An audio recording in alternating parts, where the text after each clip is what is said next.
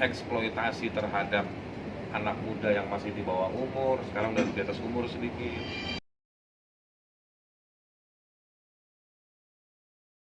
Lalu Shakir tidak boleh bikin komitmen dengan pihak ketiga manapun dalam perjanjian tersebut.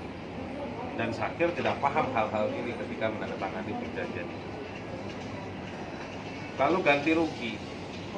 Kan dalam perjanjian itu biasanya ada hak dan kewajiban. Kalau haknya tidak dipenuhi oleh salah satu pihak, pihak yang dirugikan bisa minta ganti rugi. Nah, dalam kontrak ini itu hanya berlaku pada si orang tersebut, si Shakirnya enggak. Jadi Shakir kalau masih dirugikan, dia nggak punya fasilitas menuntut ganti rugi, kan lucu. Nah,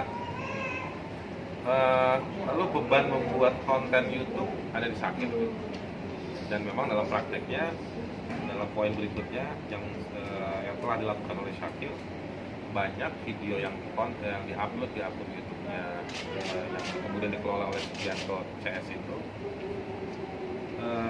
itu yang bikin oleh Shakir, dari mulai idenya, produksinya, dan juga finalisasinya, promonya. Ada yang idenya pihak sana, tetapi Anda semua bisa lihat di dalam akun YouTube tersebut itu nggak sukses ya, yang produknya mereka ya, kira-kira begitu. Nah, jadi sebetulnya Shakir udah membantu kasih rezeki pihak sana, banyak ngasih membantu, branding juga Shakir yang mengerjakan gitu. Nah, pemilihan lagu Shakir yang lakukan sendiri. Lalu soal privacy, pihak Sugianto tidak menggunakan alamat korespondensi yang telah diatur pada pasal 18 perjanjian. Lalu pihak Sugianto juga menyebarkan alamat pribadi ketika press conference beberapa waktu yang lalu ke media-media.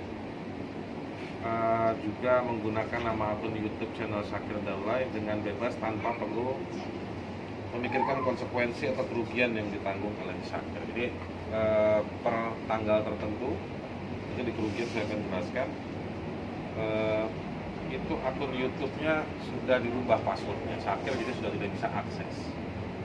Jadi Shakir sudah tidak bisa akses, otomatis dengan password yang lama Shakir nggak bisa lagi masuk ke akun YouTube tersebut.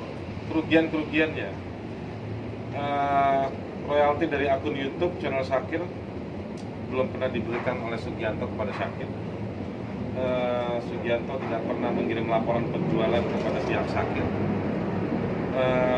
Pihak Shakir juga telah mengeluarkan biaya produksi sendiri, tadi yang poin telah prestasi yang sudah dilakukan. Dan setiap konten yang seharusnya itu menjadi biaya produksinya si Sugianto juga.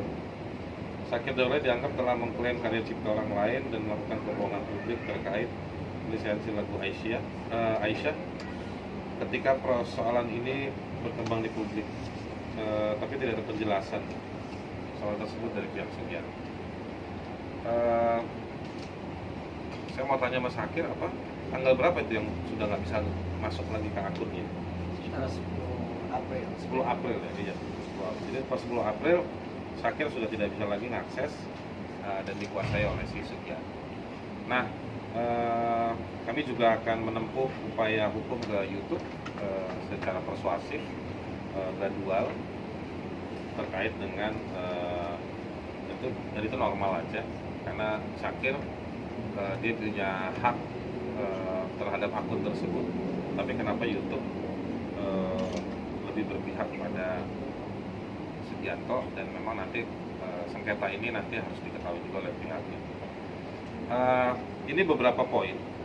Ke depan kami akan melakukan upaya hukum. Jadi mereka ngirim somasi, tapi somasinya tidak akan kami jawab. Kalau misalnya Shakir dilaporkan ke polisi, nggak apa-apa. Kami akan datang ke polisi. Kalau diperiksa, kami akan sampaikan semua bukti-bukti yang kami punya. Kalau terkait dengan pencemaran nama baik, terkait dengan masalah keperdataan, dalam somasi kami tidak perlu jawab, karena sebetulnya yang diminta sama mereka teknis dalam somasi tersebut tidak jelas apa yang diminta. kalau diminta untuk menjalankan prestasi sesuai kontrak, sebetulnya Syakir sudah menjalankan jauh dari apa yang mereka sebutkan di dalam somasi. Jadi mungkin kami juga akan melakukan upaya hukum kepada mereka. Jadi intinya masalahnya ini bukan sekedar menjawab somasi, tapi sebetulnya mereka yang sebetulnya membuka masalah ini, dan kami berterima kasih sebetulnya kepada pihak Sugianto CS. Pihak Sugianto CS justru menyadarkan Syakir bahwa Syakir mengalami ketidakadilan yang bertubi-tubi, berlapis-lapis dari berbagai sisi.